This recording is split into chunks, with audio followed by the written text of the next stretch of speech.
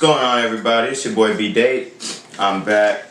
We had a pretty good game, Sunday Night Football, Saints Cowboys. And for those of y'all who don't know, I am located in the Arlington area, DFW Metroplex, and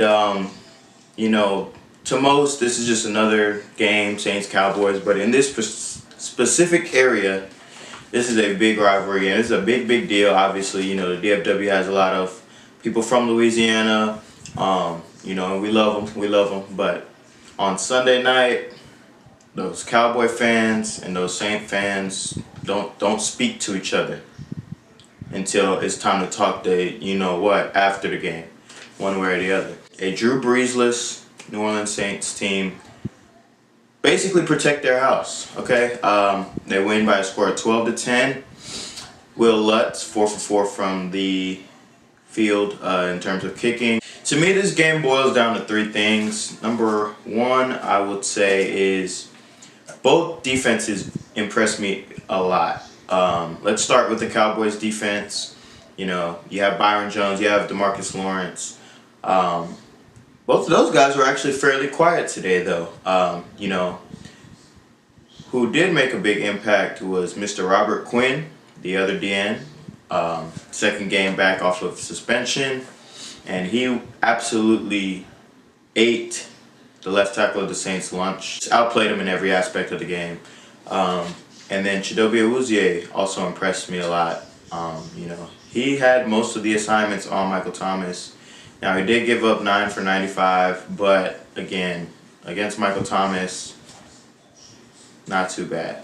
As far as the linebacker play for the Cowboys, that's just what it is. They are fast, they are smart, they diagnose plays quickly, and they have a swagger to them, that it's like, hey, if you're gonna beat us, we're gonna go full speed, with you beating us. There's no second guessing. There's no no, it's full speed ahead. I'm riding or dying. I'm trusting my gut, my instinct. Now, if you look at the other side, you have the Saints defense, Marshawn Lattimore, Cam Jordan, Demario Davis, all the different Ohio State players they have on that defense.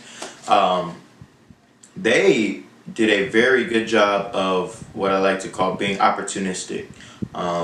Jason Witten on that fumble, catches it, turns up and runs, and I believe it was A.J. Klein comes in from behind and just punches at the ball, gets it. Huge momentum shift in the game right there, because Dallas was putting together a decent little drive, and it just ends like that. Doesn't even stall out by their own doing. It ends on a turnover.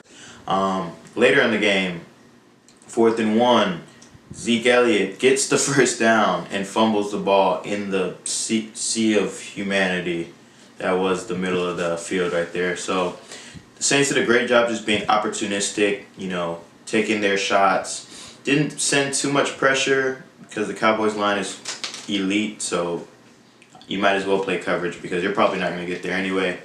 But they did a very good job holding up in the back end. That brings me to my second point. The back end matchups of Cooper versus Lattimore, and then on the other side, Michael Thomas versus either Awuzie/Byron Jones.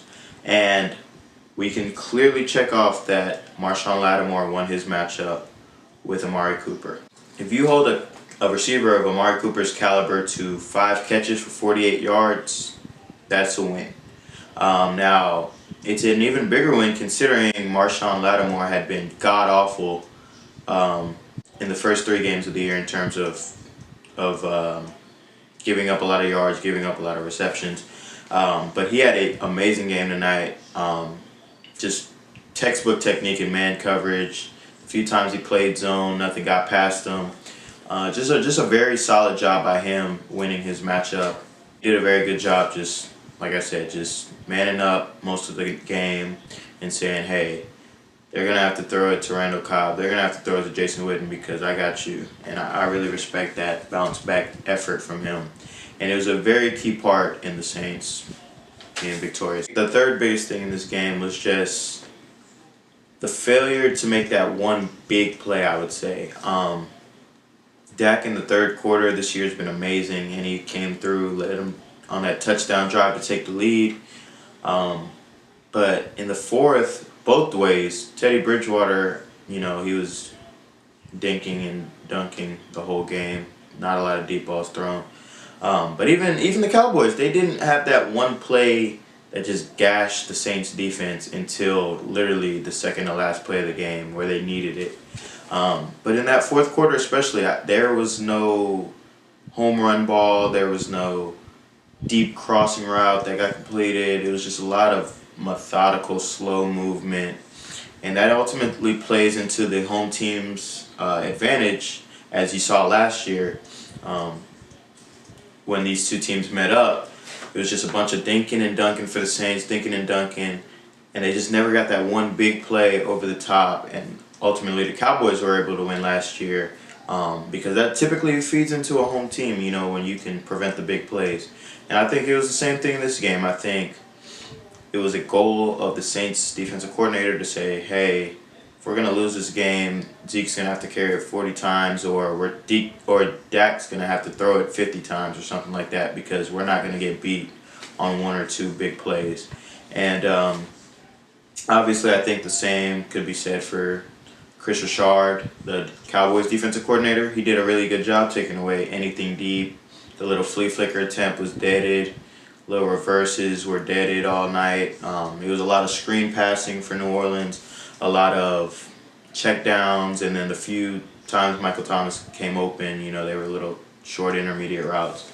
But all in all, I would say I am very impressed with the Saints. 3-1 now in the season, which is very important because you guys had every right not to win this game. Y'all weren't favored at home. So to pull off a win like that is huge. You're still clear-cut ahead in your division, and you don't even have your guy Drew Brees.